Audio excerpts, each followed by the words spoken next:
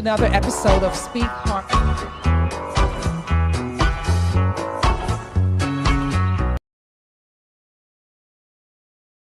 PM. And this episode is brought to you by none other than APAP, our amazing sponsor. That's APAP Media. A as in photo, P as in production, P as in production, A as in always, and P as in perfection, which is what we do over here. We're perfectly put together. That's info@apapmedia.com. And we just want to say, my name is Sharon Thompson over here, the host. And we've got here our beautiful sister. Dr. Sharon, known as the Heart Lady. Welcome, welcome, welcome, family. So Today's the day, sister. Today, I like to talk about what the National Day is. And usually there are many different types. I just pick the ones I like for the National Day. So I'm picking, today is National Inner Beauty Day. Ooh. And that's right up my alley, Oh, right? yeah. And it's a day to highlight the significance of qualities about kindness and empathy and integrity over physical appearance. And I love that. And this day serves to raise awareness and support for the victims and survivors of human trafficking, which is still a big issue. It But is. kindness, empathy, integrity, learning and knowing more about yourself, that is true beauty. It is. Instead is. of, and we were talking earlier, and I was like, yeah, still beauty, but I'm still a little vain. Got to make sure the hair look good.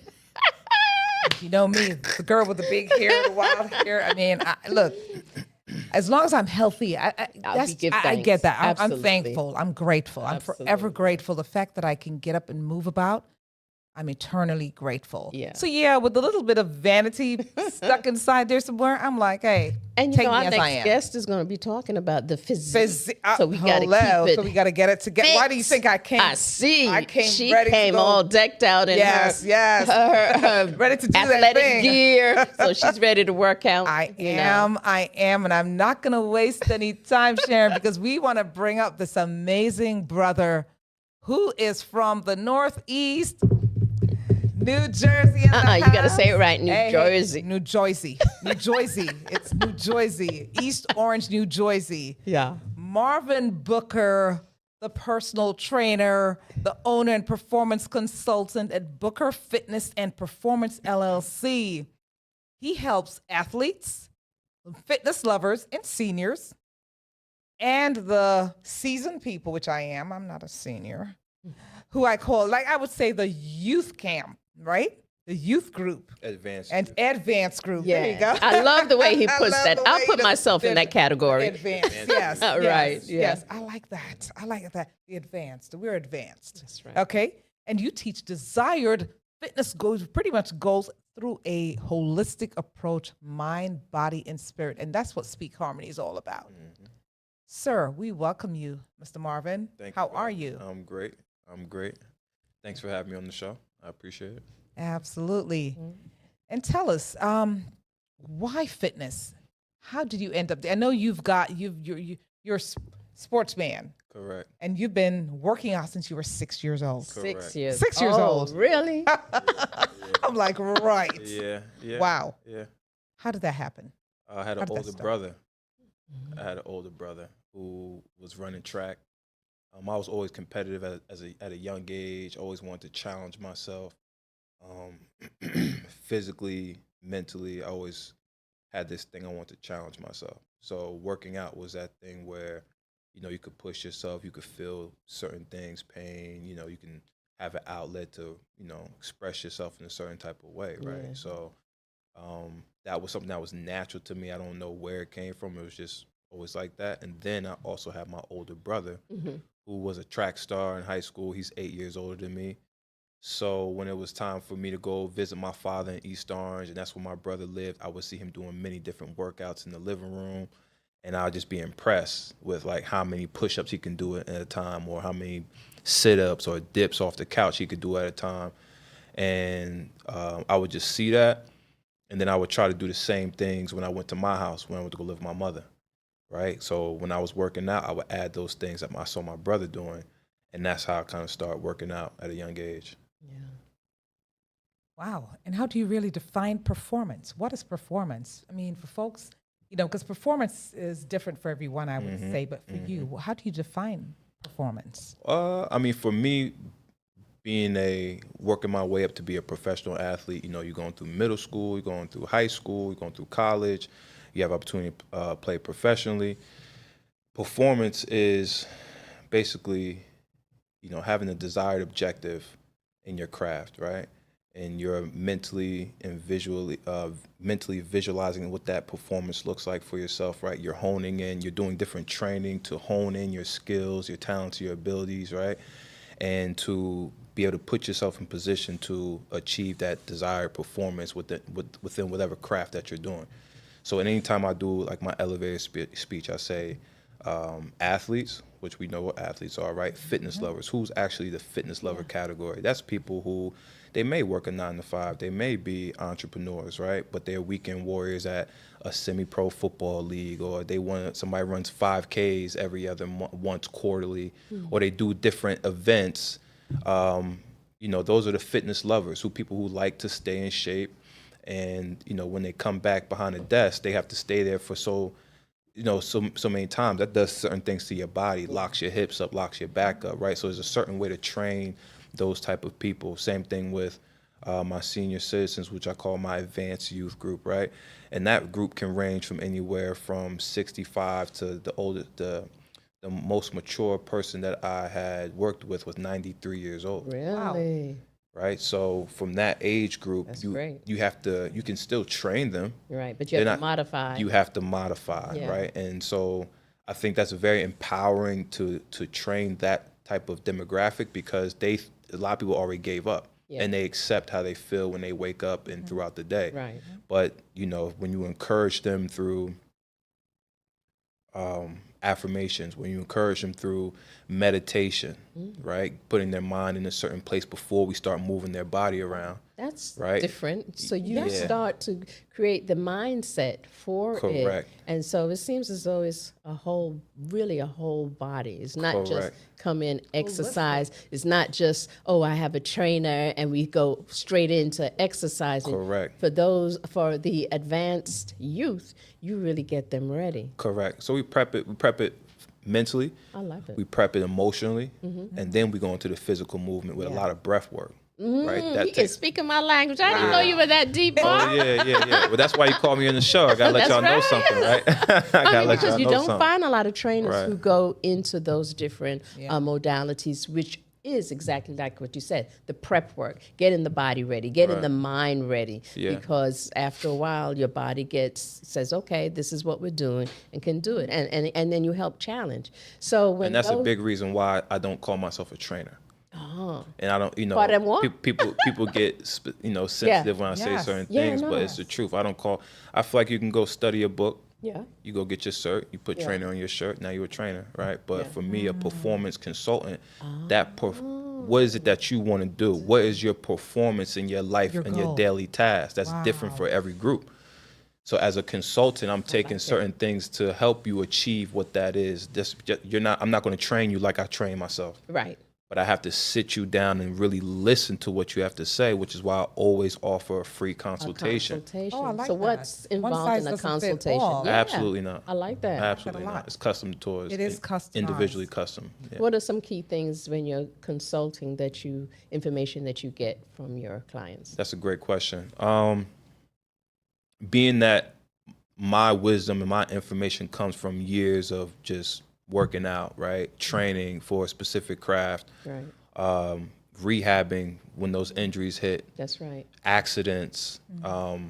Even outside of sports, fitness has always been a part of my life, because it's always I like to look at like adult recess, right? That's the area where you can let go. You can yell, scream, laugh, cry, do what you need to do when you throw those weights around, get your mind right, think about business, think about family, think about everything, and kind of process what's going on. So when I'm giving somebody a consultation, let me backtrack. Because of those experiences, I know what certain things look like, what this sounds like, what it should feel like. If I'm telling you, hey, Sharon, we're going to do XYZ today, I'm going to tell you a couple of things just by how you're moving, what you told me your experience was. Make sure you do this, this, and this when you go home for your recovery. You might not be feeling nothing right now. If you do it, you're going to be ahead of the curve when it hits. If you don't do it, I'm going to get a phone call in 2 days and say, Marvin, this is her. Okay, well, did you do 1, 2, and 3? That's right. No, I only did 1. Okay, so you're probably feeling this and not this, right? Oh, yeah. Okay, well, next time we got to do 1, 2, and 3. And when you come back in, we'll do X, Y, and Z to release that, and then we'll go back into our workout. So when I come into a fitness consultation, you'll walk through the doors, we'll sit down, we'll have maybe, I would like it to be 10 or 15-minute conversations. For some people, it's a little bit more. Some people, it's a little bit less, especially if we identify any type of like emotional trigger towards something that stemmed for you to be in this physical position. That's right. Right, so we'll talk about that, we'll identify that, then we'll get into the warm-up part. So the consultation, people say, I haven't worked out in a long time or whatever. It's just to open your body up. We do some breath work, we do some warming up, we do some active stretching. And then what I observe from there, we might do a couple engagement things to start getting you in progression for the things that you want to do in your fitness program. We might do a short workout so we can see how we take coaching, because not everybody is going to be as coachable, might be a good client for what they want, right? We'll go through a couple things, see how you take coaching, how you respond to the workout, and then I'll know where to start you at in the programming as I build it.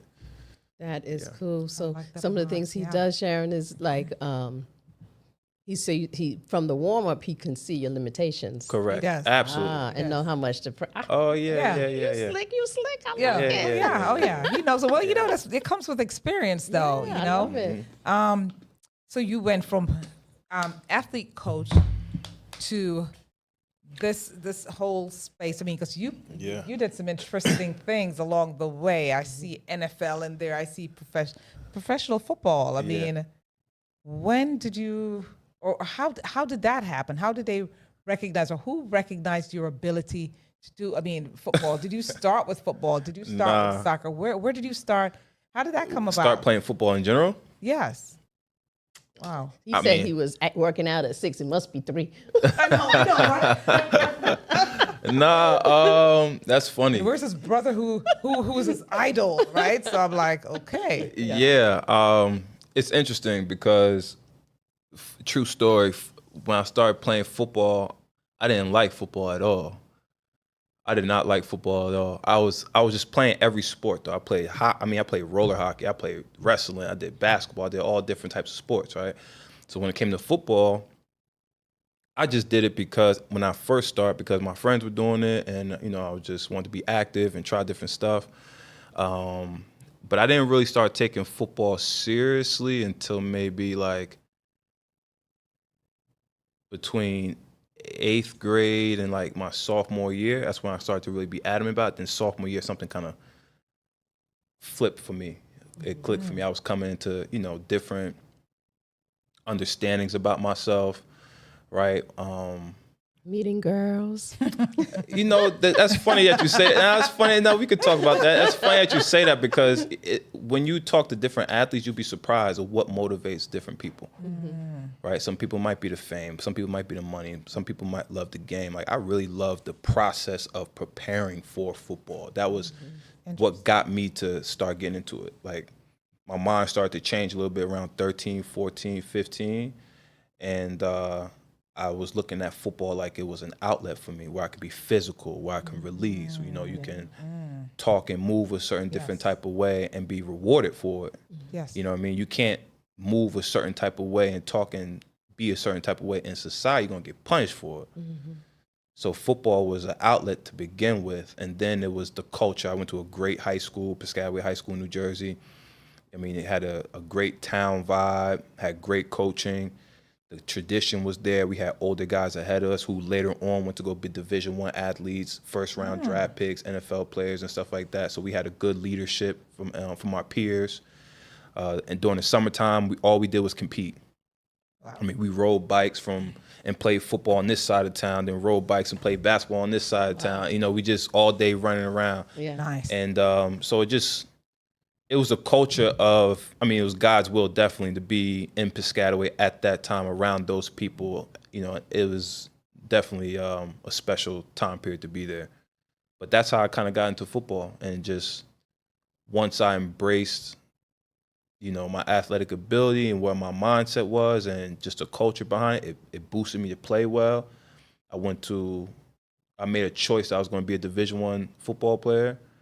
I remember telling my mother to take a picture of me against the wall. I'm going to gain 15 pounds. I'm going to play Division I football. She was like, what? I was You're like, yeah. crazy. I was like, yeah, take the picture. And I just worked my butt off I for think it. on your side you had the before and after, right? Yeah. And so what did you have to do in order to gain that 15 pounds? 2 chickens for dinner. I remember 6 doing steaks. all different types of stuff. I remember, scraping up extra money to go buy extra groceries to cook breakfast before school, more boiled eggs, I hated oatmeal. I hated bananas in my smoothie, but I would just eat. I remember like trying to eat those things because I knew it was going to gain weight. Yeah. I remember jogging to school sometimes in the morning, not taking the bus or riding my bike, trying to get extra cardio in. Working out 2 hours. When I made that choice, working out 2 hours every day after school. And I was adamant. I would take like men's fitness magazines and I would take out different workouts and stuff like that, and I'd write it up. And I'd go in the weight room and try to do it. And then my high school trainer would be like, what are you doing? And I'm like, I'm doing this workout. He was like, let me see it. So I show him. He's like, you made this? I was like, yeah. He said, you made this by yourself? I said, yeah.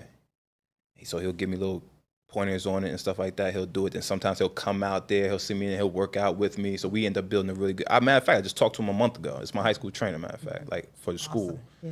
So you had your own vision board. Yeah, I had board that. was a Yeah, thing. yeah. Right. I Created remember. his own Yeah, I vision remember. board.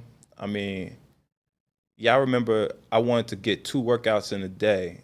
My senior year, I think it was my senior or my junior year. I forgot. But I went to my counselor and I told her what my plan was. And I said, look, this is my plan. I want to be able to. Can I use my lunch period to get my second lift in? To get my lift in, and then I can go after school and get a second lift in. So she was like, well, you have to. She gave me some options or whatever, right? So what I did was I asked the teacher before my lunch period if I could eat lunch in the back of her class. I had to get signed permission from her. So I can go to the gym teacher. The gym teacher had to sign off permission that I can use the gym because I wasn't in that gym class. Correct. Right? And then I had to get signed off on that.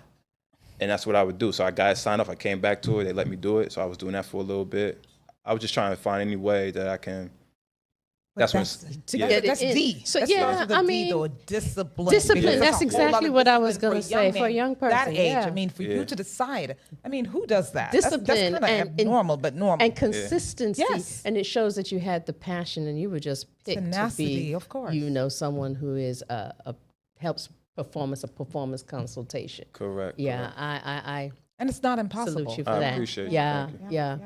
We need to see absolutely. those young folks. So we need people such as yourself who would plant seeds like those in these youth. Because they're really looking for people like you who are saying, you know what, I did this. Look at how and it wasn't hard per se, but it wasn't easy. But It you wasn't. didn't have all I mean- those distractions. But it's correct. But what he did, he had a focus. He had his Yeah. own vision board. So he says, "This is what I'm doing," and he had you had the mitigated gall to go to your teacher. I've does never that? heard of anyone going to teacher. Can you sign off on this so I could do that and sign so I shows- can That's discipline. I never And looked at it We like love that, that. but yeah, that was what was going on. Of course. That was definitely what was going It on. requires And people like yeah. you to speak to our young men and even our young ladies out there because they're literally looking up to people like you. Yeah. Not necessarily wanting to be distracted, but mentorship. And do you have a mentorship program? Mentorship. I've had mentors along the way. I've had high school coaches. I've had people along the way who I Yeah. can sit down and talk to. Well, we'd But like have for you you to be a considered mentor exactly be a- yourself. yeah, Have some mentees, have some Yes. beginner youths. Yeah, course. I'm open to that for sure. Yeah, because just the discipline part of it. Because I think a lot of the youth just think that you go out there, you go in the gym for a couple of hours, but you really have a thoughtful approach to making sure that we keeping our body fit. And it's not just, I always say there's a difference between being healthy and being fit. There's a difference between learning exercising by exercising correctly and knowing much about your body and how your body moves and muscles. So I'm sure that a lot of people may come to you, Marv, and particularly women who may come to you for weight loss. Do you work with that? Yeah, I do. So at first, I didn't want to because I feel like people come, they want to, especially with Instagram and all these different programs out there, they want a quick fix, right? And unfortunately, my services are not quick fix. They're more investment, they're more long term, they're more relationship building, right? There's a component of it where you're not only developing physically, but you're developing what I'm seeing. The feedback is what I'm getting from my clients. They're developing in a certain way where they're refining their mindset and taking what they're learning during the physical part of it and applying it and transitioning it into whether it be their relationships or their entrepreneurial goals or their work goals or certain things. So I kind of want to stay away from that, but I did have an experience where a woman came to me. She said, I want to lose 15 pounds in 3 months. And my problem is consistency. I'll do something well for a month, but then I'll lose that accountability. So, excuse me. I worked with her and we actually did, I think 14 pounds, reached the 14-pound mark the day of her trip. Oh, wow. So to me, that was kind of like an eye opener for how my services can really benefit somebody if we are intentional to the plan, right? So I am open to taking those type of clients. Like once we have to go through that fitness consultation and see if we'll be a good fit for one another for sure. Yeah, and that was a realistic goal too. 3 months for 15 pounds was realistic. Sharon, can I ask one more question here? We deal with the advanced youth. Yeah. And with the advanced youth, I know there's a lot of aches and pains. I hear a lot about knee and lower back. So do you have a particular workout? Do you resource them out to a physical therapist? How do you? So I do have some referral partners that I do use. That comes from just doing a lot of networking. I've been on tour networking past 4 or 5 months to promote my business and meet new clients and build referral partners.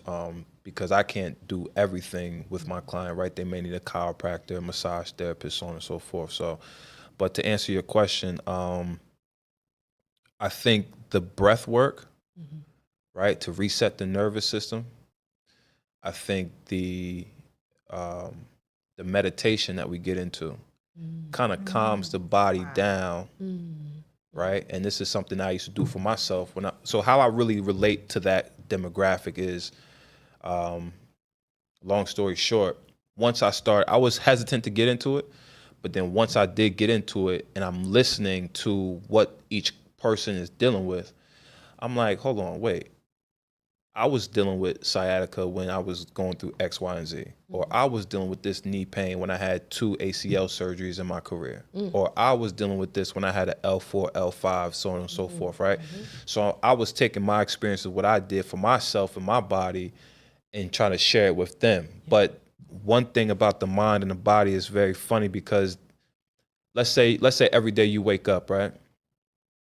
And you're used to having the pain, a certain pain in your hip. The day that you wake up and you don't have that pain in your hip, you're like, oh, I don't have that pain in my hip. But you're anticipating it, and then next thing you know, within the next 5-10 minutes, it comes, right? So a lot of times when I was training this demographic, they're telling me what's going on, what their pains are. So when we go to that meditation, we go through that breath work, we're trying to ease the body, get away from what you're used to feeling, that rhythm that you are. Then the body allows us to flow a little bit more openly, right? And when they're moving, they're not thinking about that pain, they're thinking about what they're supposed to be engaging and what they're supposed to be. So it gives us some wiggle room to work with to start doing more exercises.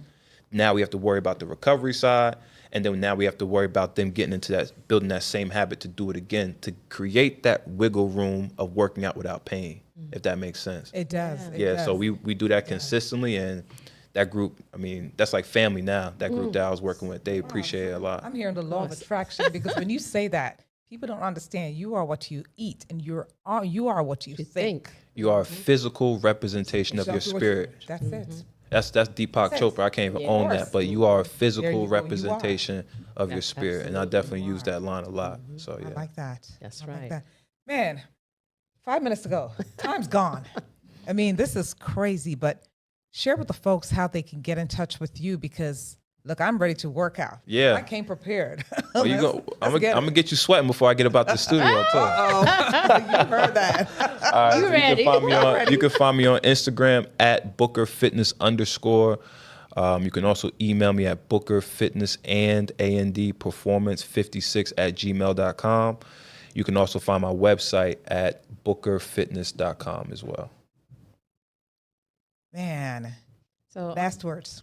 are there any tips for those who are beginning and really want to work out? What are some of the things that you may say? I know that I hear, and I practice stretching. Mm-hmm. You know, I'm guilty of being called a lazy exerciser. Okay. So I will stretch while I'm in the bed and doing certain stretches, then come out, and then I will do my HIIT, my HIIT exercises, 10 to 20 minutes, depending on how I feel and how much time, and then doing the warm-up. So what's some things that we need to really remember? 15 minutes is better than nothing. That's what my coach started telling me before I even started working out in the weight room. Okay. So, your body loves movement, right? So if you go in there and say, if you set up a little YouTube stretching, Yeah. you go to the gym, walk on the treadmill, you go outside, whatever the case may be, whatever you want to do to get your body in motion, just think to yourself, 15 minutes is better than nothing. If you only do something for 15 minutes, that's one thing.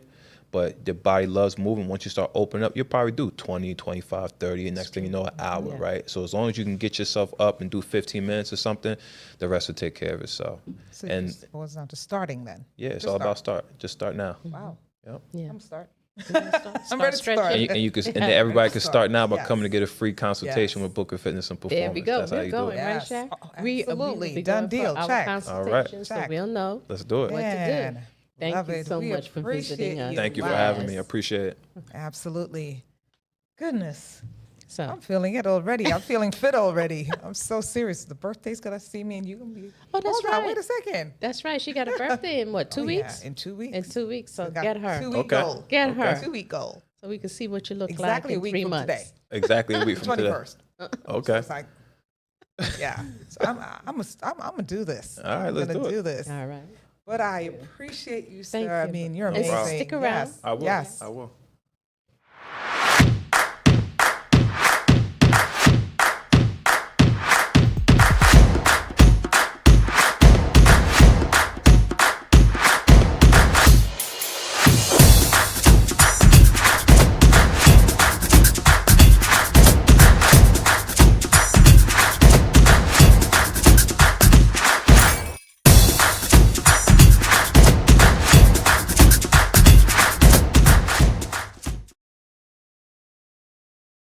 Out section.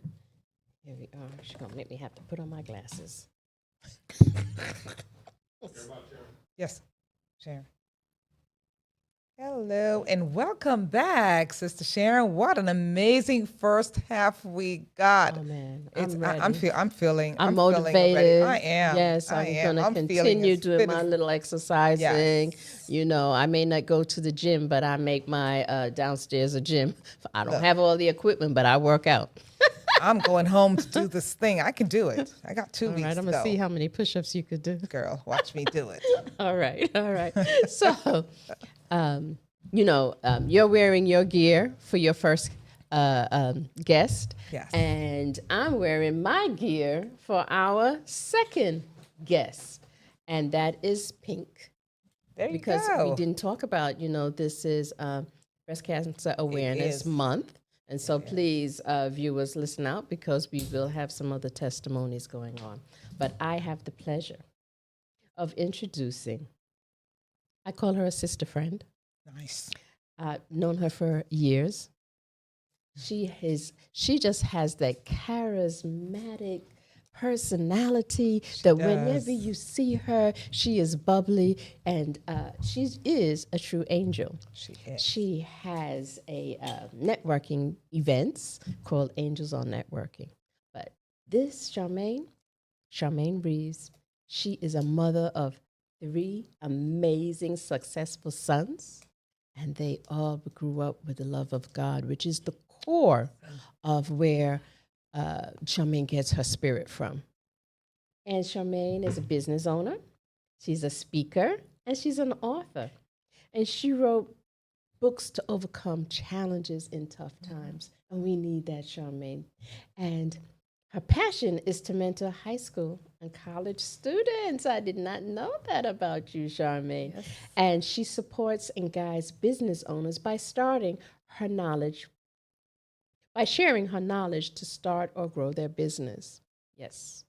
And hence why she does a lot of that networking as She well sure does. to introduce entrepreneurs and business workers. I love it. Yeah. And Charmaine has a gift of networking to connect like-minded mind with a good heart. Ding, ding, ding. You know that's my word. Mhm. And also we'll tip in and talk a little bit if she allows us. She is a breast cancer thriver. And so we're so thankful for you visiting us, Charmaine. Welcome to Speak Harmony. And we would love for you to speak harmony to us. Amen. Let's start there. Thank you you. for Thank having you. me. So welcome. Excited to come, and I'm happy to be here. So we're going to talk about a couple of those things yes. that you do. You know, as a Jamaican, you know, we wear many hats. Oh, goodness, So we're going to see what's underneath some of those hats. There, Yes. Okay. I'm going to kick it off and say to you, what really inspired you to create Angels Are Networking? Where did that come from? It actually has been a part of who I am, talking about spirit and what's on the inside. And really, it's about how I feel about people. It's just authentic. I really, really could do this business for free. You know how people say that, like, do what you love, do what you're passionate about. And if you really love it, no one really has to pay you, except in this case, there is a consultant fee.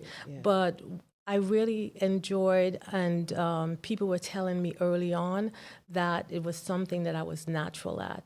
They were like, oh, thank you so much for connecting me. Oh, you know everybody. And can you help me with this? And I'm talking about everyone would come to me, all kinds of people that you think would actually already have a network in place, or already have people that they could turn to, but they just naturally come to me, and they knew that I cared about what they had in mind, and they knew I cared about what they wanted to achieve. So it was just a natural thing. So I said, why not go for it? In fact, I prayed about it before I started that networking business, because it was such a natural part of who I am. And I actually said, God, you know, who's going to pay me to do networking, you know? Because it was just something that I loved. And he says, well, why don't you try me and see what happens? And I tried him, and I went out there, and it was a great fulfillment for me, because my life touched so many people, and I was able to help so many people. And I think you were still there yesterday on Sunday at the event when Eva Annette says how she called me. She got a government contract to do, was millions and millions of dollars, and she would lose that contract if she didn't get started on time. And she called, she said, Sherman, I really need a project manager. So it's something as simple as that. I really need a project manager. And I said, okay, give me a little bit of detail, and I went out and I found her project manager. And we talked about heart. A lot of the people in my networking, it's all about finding a specific type of people who have a good heart that also can reflect my morals, my values, and will help others, and not so much about me. And that's the one tip that I could always give for people who are looking to network. People can tell if you don't care about them. People can tell if you're coming to them and all you want to do is tell them about what you have and what and what you can and what you want from them and what you want them to buy from you or give to you. But when you approach someone and you really like look them in their eyes and you say, how can I help you? Well, let me think about it. You know, I think I know someone here, I know someone there. They can tell the difference. So Oh my God, you answered that question. Amazingly awesome. You know why? Because I mean, I'm feeling you. I'm looking into your heart, and it's kind of reflecting out because I do the same thing. I love helping people. I just love, and I love people who help people and who are open, because God says, I mean, if you do that, if you just help others, I'm obligated to helping you. And so that's exactly what you did. You trusted him. He says, taste and see. And that's exactly what you did. Yeah. You read the scripture right back to him and say, well, it's your scripture, so I'm going to give it back to you. And look what he did. He just opened up everything, broke it wide open, and opened the doors up. And that's what it is. Yeah. Selfishness has no place. You're selfless. And I met you. I met her only not even a month ago. And when I met you, I walked in and she goes, hi. And I saw this big old smile. I kid you not, this sunshine smile. She welcomes everyone individually. You just don't walk in and say, individually, who do I need to talk to? She's like, hi. And then she's like, talk to this person. Let me tell you something. She brings that can I just be honest with you? I was talking about you. I was trash talking you yesterday, because I said to the other young lady that was sitting there, right? We met at the first event, and when I saw her on Sunday, we're talking, and so we're chit-chatting. We're sort of catching up from the last time. And she just came in there like that good old teacher, and she says, no, break it up. Come talk to him. He's new, and you two already know each other. And I was like, okay, teacher. Yes, ma'am. That was the principal. It was amazing. And let me tell you what, I laughed the whole way home to my house. I was like, the nerve of her. But you know what? I love that you do that. You know, because people will merging. I gave her the dead stare also, because she was there talking and talking, and I'm like, no.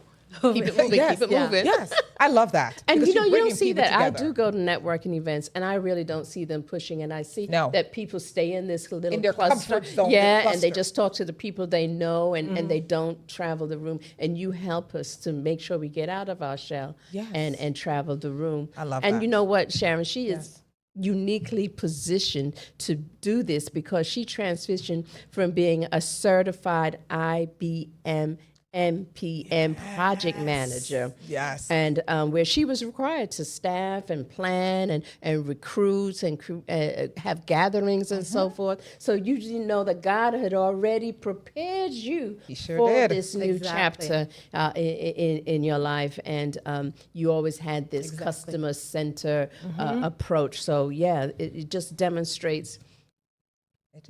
She demonstrates that you can be trusted. Yes.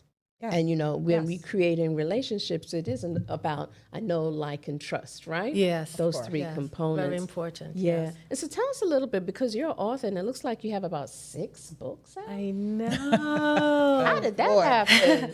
Well, give all the glory to God, give all the credit to God. He would not leave me alone until I did the first one. And it actually stemmed out of when I was diagnosed with breast cancer. And he was there right by my side, and it was everything that I had to pull from, and he brought me out of it. I am actually 10 years thriving out of that. Yes. Love it. The glory to God with that. But there was so much that I experienced during that time. And I tell you, friendship and who you have in your surroundings and who you have in your life, we just got to be really picky with that. Because when selective, don't feel bad. But, you know, when you say picky, I mean, picky can have a little bit of, but that's selective. You have a right to be selective, sister. Selected. Very selective. Just who you allow into your personal space and everything. And so it was just heavy on my heart. And he, and I would pray about what to write and what scriptures and everything. And I really wrote that book specifically for my 3 sons. I wanted them to have this type of legacy heritage that they could look back and learn some of my experiences. But not only that, how I overcame with the help of God. So it's the first one is a daily devotional. And I had each of them involved by them providing I selectively selected some of their photos, but Yes. those are authentic, original photos from each of my sons. So when you look through the devotional book, the color one of it, it has the photos and it has their names on it, and it has a scripture and a daily morning prayer. And it talks about my life and my mom, who had just passed. But she passed after the book came out. She passed at 105 years old. Wow. Last year. Girl. That's beautiful. 105. Yes. Girl. And I told her story about what, and you guys will know that. I said, Mom, why do you think you live so long and you're so healthy? And she went on to tell me, and that is in the book. And what was the name of that book? What's it? Yes. The name of the book is Angels Are Praying, which is a continuation of my network, Angels Are Networking, and I have an Angels Are Publishing business where I also help other authors who want to go through the process and don't know where to start, and I do consulting with them to help them to publish their book. And it's from A to Z, the whole everything, laying it out, designing it, putting it together, Interesting. printing it, and publishing it. And so my books are published internationally and through Amazon mainly, but I got it out there on Barnes and Noble and everything like that too. Look at Yeah. you, Barnes and Wow. Noble. All right, Yeah. Miss I like Faye, that, yeah. definitely. So tell us the name of your, what's another book? So What inspired you to write some more? So because the first book, devotional, was such a hit, and the audience really gravitated towards it, and they came to me and they said to me, "Oh, why don't you do a journal for this?" So I did the journal for the book, so that would be like a second book, right? So they could like put in their own thoughts and their own commitments and how they got out of challenging situations. And then I actually had one of my best friends who is from Honduras, speaks Spanish fluently, and she's like, Charmaine, my mama wants to read the book and everything, but she just speaking Spanish only.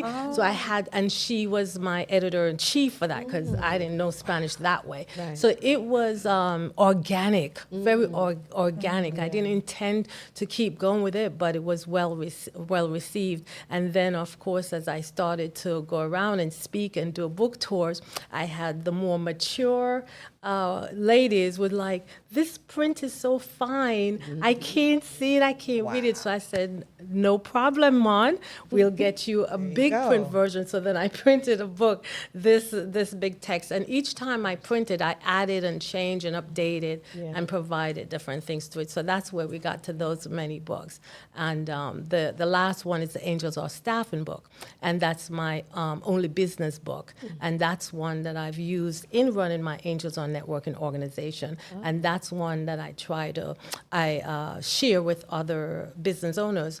And I'm very proud of that because I partnered with the dean of the University of Georgia on that. He is inside Angels Are Staffing. He has a whole chapter in there. I also worked very closely with the New York City Department of Education for a few years back to back on their program. So Angels Are Staffing is more a guide and sharing with both business owners who have a business to run and sharing with interns who are in school that would like to do something to grow their skills, but it may not necessarily be that's a job as soon as they come out. Yeah. And So it's a preparation as it's well. a preparation book, and a lot of time business owners, we just do everything on our own. We are the marketing, the website builder. At least I did. It starts and stops with you. I did for pretty much. everything. Yeah. But the one thing I learned from the dean of the college is that, and I put the websites in the book of where to go as a business owner. References. Yes, and you can Wow. go and sign up and get interns, and these are interns that are looking for a job. And he said, Charmaine,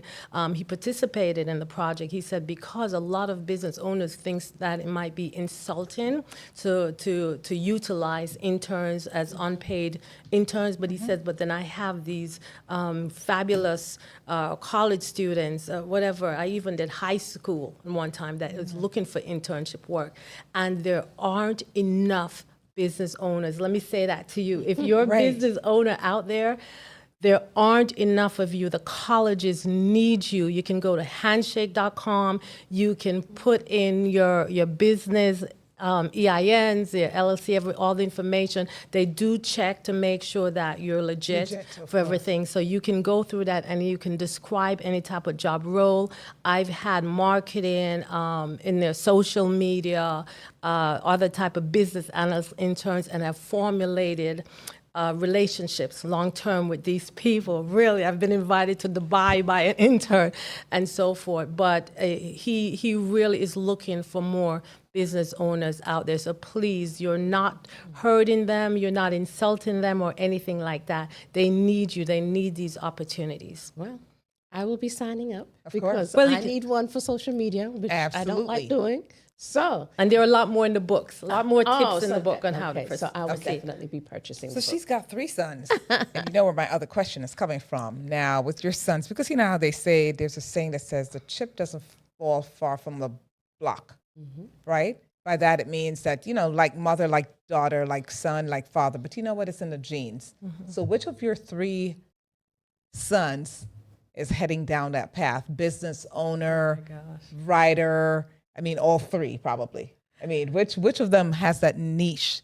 I mean, you know, you would say that's right there. That's so funny you asked that because I see myself in all 3 of them, and I see more now that they have grown and been out of the home. I'm an empty nester. Oh, look at you. But I will take a moment for mommy bragging rights here, of okay? course. Because us moms, we don't give ourselves a lot of credit. But my first son, my eldest son, he did go pro. I heard you ask the former guests if they Yes. played soccer.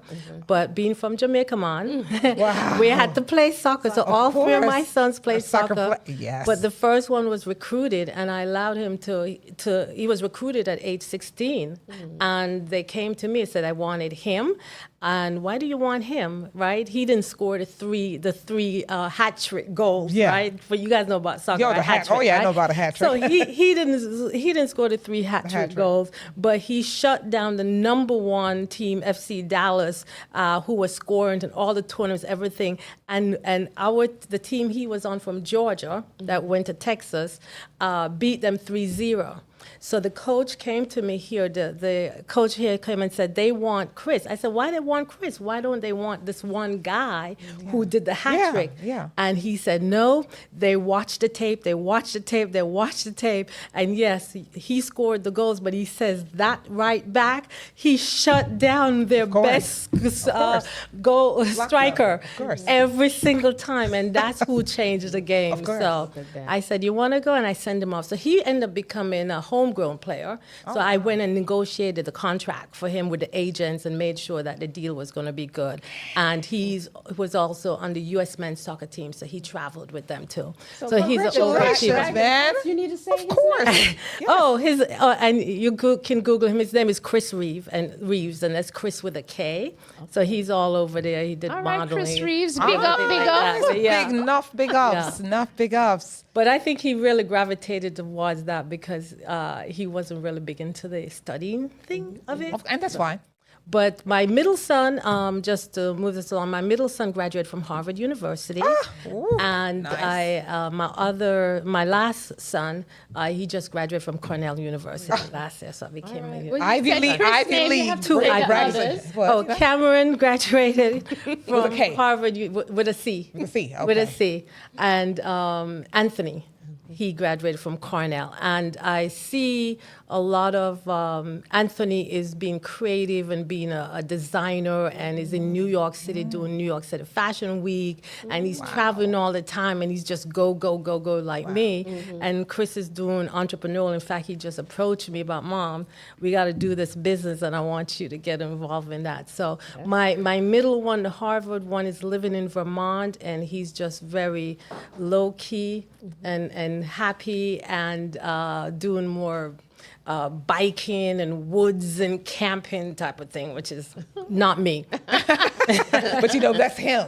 That's him. That's him, So yeah. they're being free to be who they are. And I mean, so they're great contributors to society. I mean, and you're proud. Yeah. You're a proud mom. So yay. Nice. I love it. Yeah, it shows that definitely Yes, loving the and work was- sharing and giving spirit, and that you're working in your purpose. I saw on your website that you had some words that were really dear to you, and one word stuck out to me: surrender. Tell me a little bit, how does surrender, why is that so important to you? Well, you guys know that Donna McClurkin's song that says, "After you've done all you can, you just stand." And so I do. This is my personal belief. So I know there are a lot of Christians out there and everything like that, but I do believe that God uses us. You know, we have a spirit and we're flesh also. And I do believe he uses our body, right? That's how he uses us to help the homeless. That's how he, right? He has to use the physical part of you too. Yes. So I do believe that we, at least for me, and it's in my books, in Angels Are Praying, I talked about when you are unsure about a particular direction to go into, whether it's a business direction or even when it was to send my boys to school, college, which college to apply for, because there are many and everything. I believe that you take baby steps towards, if you don't have a clear answer from God about what he wants you to do or what his will is in a particular thing, what type of job you should take. Because sometimes we don't always get a clear yes, right? So I just believe in taking baby steps, and then my prayer is always, God, if that's not the path that I should go in, then close all the doors, close all the windows to there, and redirect me to somewhere else. And if it's where I'm supposed to go, then you can open the door, open the window, and it will flow. So my surrendering is just always believing to do also all that I can do. Yes. Make the applications, apply for the job, work, do everything, and surrender to God and stand and wait for his direction, the path. As my mom used to say, she had a favorite thing where she said, you can only do the natural. God does the super. So there's a supernatural, but you can't do the super. That's for him to do. So all you have to do is just do your little natural, and he'll just slap that super on it. And you got it done. So that's it. That's where supernatural belief and faith comes from. Yeah. And that's what happens. So oh man, talk about testimonies. She's getting, I'm getting chills. I'm telling you, I'm getting goosebumps just listening to you share that, because I appreciate it. You know, a lot of mothers, a lot of parents, a lot of fathers, with 3 boys and 3 successful boys, 3 successful men, young men. I mean, it's a big deal, because I mean, there are challenges that come, you know, within that space when you're raising your children. What did it look like when you were raising those 3 young men? I mean, just say, steer them in the direction, keep them on that path. I mean, how did that work for you? Funny you should ask that, because that's my next book. And the thing about it is, I have a friend. I'll give a shout out to Verlin. She's on me over and over, month after month. Charmaine, you need to write that book. You need to write that book. And I'm thinking, book takes time. Berlin, I'm going to stop her right here. Mr. P, are you hearing? Book takes. He does documentaries. He does movies. Oh. So we're not doing any more books like that. Yeah. I mean, we're not going to wait for the books. We're just going to go ahead and shoot it right and shoot it. Shoot it right away, because guess what? We don't want to wait for that. Yeah. She's on me over and over. Deliver that book. Deliver that. Yeah. Specifically to that, it wasn't random how I raised my sons, and she's aware of that, because I've known her for several years, because we went to one of the top private schools with the kids there. So I've known her for a while, and this is writing a book, especially to write a book on how to maybe raise successful African American men or got men in the USA. And there were specific particular things that I really did to get them into those top private schools. Like I'll share a tip. Yeah. If the private school which we went to was Woodward Academy, right? So they give a test, and they give the brain tests to see if you're genius and Yeah, your IQ, IQ. tests and all these other kind of things. But we don't know what kind of test it is. They don't divulge that information. But I knew there was going to be a test. So I went and I bought some things and I prepared my son to pass whatever test it was going to be. So I had him practicing with these things to take a test. So by the time he took the test, the first one, he passed it. Now at the same time, I have a friend that were doctors, Jamaicans, both of them. The wife, medical practicing, OBGYN and family doctor, and they had 3 sons too. So we had a little organization with all the boys, and we were raising them and taking them to museums and everything. And her son failed, did not get into the school. And then she went back and tried with her son again, and he didn't get into the school. My second son got in, and she had the 3 boys too. She didn't try on the third one. He went to Greater Atlanta Christian School, but all 3 of my boys ended up going to Woodward Academy in the North End. So that book is coming out, and there are specific things that I did. I think it's a in needed their book. education. Yeah, It's step-by-step especially now. guide. Yeah. Especially That's now, really because good. there's single Yeah. parents out there. Yeah. Even there's single moms, there's Yeah. single dads, and there are even parents with two parent household. I mean, households with that. Yeah. Guess what? They still need that because it's not a perfect science. But they need those little nudges. They need those little guidelines. I mean, the stuff that you did, and it's good that you share it. You know, Yes. We are definitely encouraging to start. yes. But I don't want to end, and time is running down. But there are 3 other words that you really attribute, and I have a feeling that is what also helped you to move from having a disease and moving forward. And those words were fight, warrior, and faith. Talk to us about that as being a thriver, and this is Breast Cancer Awareness Month. Can we just talk a little bit and end that and give others who are Encouragement. going through that, Encouragement. that the compassion, the faith, the fight, the warrior in you, just as much as you have that loving, bubbling spirit, Yes. but you also have to have the fighter, the warrior. The nanny, in the there. nanny, the nanny genes, I call it. The Harriet Tubman nanny genes. Oh gosh, you guys! That's right. I don't think I'm anywhere. Oh, yes, in yes, there. yes. Oh yeah, not that. Don't let that pretty Yeah. face fool you guys, because she's got behind that pretty face is this little strong warrior. I am. Yeah. I'm Yes. Jamaican. Of You guys course. are Jamaican, Oh, yeah. all right? So yeah, in terms of that, I just attribute the fight really though to all mothers. So I think that warrior is you're going to fight for your kids, and then when you get hit with bad news like breast cancer, if you have, you're going to fight for yourself too. I think it's in there. I think that it when you are facing a challenge or a Goliath, right?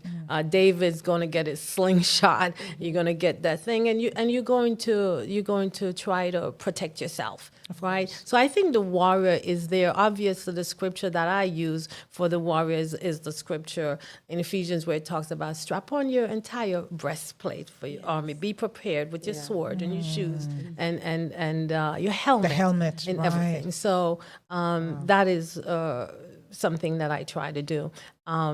But the fight is there, I think, in all mothers. I'm not going to say it's anything special that I bring to the table. The faith is the one where I did, to be all honest, not perfect. I did lose faith, and I did withdraw from God. I did stop going to my Bible study meeting and everything. And in fact, my Bible study leader, when she called me and she said, all is well, I just hung up the phone because I said to myself, all might be well with you, but all is not well with me. So it took a while. I withdrew because I was very angry at God. And one of the things about my Angels Are Praying book in there is a scripture that a Spanish gentleman called me that I've never met before. And he called me at home, and I'd withdrawn from God, withdrawn from my Bible study people, stopped praying. And he called me and he said, I want you to read Psalms 31, but the CEVDC version of it. It's like a Spanish version. And I was like, okay. I read that thing and it opened the floodgates, and I just got a release. And one thing that I want to just share with everyone is that God already knows our heart, and God already knows what we're thinking. So I was holding on to my disappointment, to my embarrassment, to my anger with God by not speaking it and just withdrawing, like throwing a tantrum, right? Like you allowed this to happen to me when I was going to church. I'm a church girl. I'm doing all of this. So I was mad at God. And when I read that version of Psalms that says, God, you better come out here and you better not let me be ashamed. Do not put me ashamed. Do not put me to shame for you, okay? You are my fortress. You're my rock, everything. And I started talking to God as if he was just... Yeah. Because he is. Right, yeah. Spirit. And when I was able to speak what was in my heart and everything, there was just a floodgate of release. And I go, okay, so now the fight is on, because I'm not going to get through these surgeries unless you're holding my hand. I'm not going under in this hospital unless, so by then I'm doing my scriptures and everything again. But it was a turning point for me. And I share that scripture in the book because it really, I believe, helps people to understand that God already knows what you're thinking. He already knows how you feel. Right. So why not just come out and say it? You don't want to blaspheme, but just come out and say, hey, you disappoint me. Yeah. I'm upset with you. I'm mad with you. Why me? Like, just talk to him. Wow. And I was able to do that. And so, you just, can I just tell you, we're gone over a little bit of our time, but it's so worth it, because there are people that are experiencing, even now, that are experiencing those feelings, being withdrawn from even their family. I mean, they don't know what's going on with them. They're shutting down. They got this bad diagnosis, whether it was cancer or Alzheimer's or whatever it is, something debilitating, some bad news. And they decide, you know what? I'm just going to curl up and that's what it is. Exactly. As Job's wife would say, curl up and die, curse God and die. Just curl up and just go away. And guess what? We can't afford to do that, because guess who wins? The enemy. And we have no space for him. So we got to say, listen, God wins every time. And we're going to close out on that note. Right. You just... Yes, I mean, I think you gave the tip of the day. Yes. And thank you so much for sharing that. And you know that that which you went through was in preparation for the books that you are sharing for us. Yeah, so we give thanks for your time. Thanks for you. And keep on thriving. I know you Yes. have many more things up your sleeve that you plan on doing. So we're going to stick close to you. So at this time, Speak Harmony family, we want to appreciate APAT Media for sponsoring this show. And also thank you to Heart Love Incorporated, who specializes in guiding clients through relationship drama and emotional trauma. And you can contact them at heal.me, the Heart Lady, that's THEE, Heart Lady. Thank you for tuning in to Speak Harmony, building unity, one voice at a time. Join us next Tuesday right here, live on YouTube, 7 to 8 p.m. Eastern Time, as we continue learning from our leaders and those who inspire us. Yes. And they take action and purpose. So until then, keep speaking harmony into the world. Like, subscribe, and share. Like, subscribe, and share. We appreciate you. Thank you so much. Yeah, thank you, guys.